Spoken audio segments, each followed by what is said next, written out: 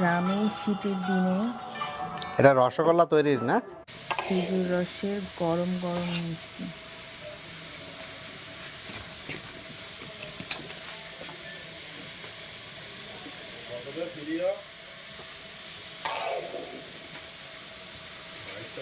রসগোল্লা এইভাবে তৈরি করা হয়।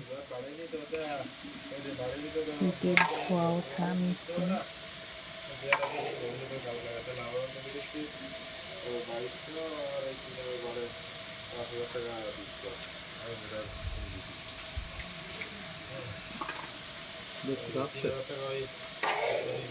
ত্রিশ বছর আগে হয়তো মিষ্টি, আমি যে ওই হালখাতার মিষ্টি, না ও তো হ্যাঁ মাইচ্ছা রেখে হালখাতার মিষ্টি বানানো দেখছি, মাইচ্ছা রেখে আর এই মিষ্টি বানানো দেখতেছি।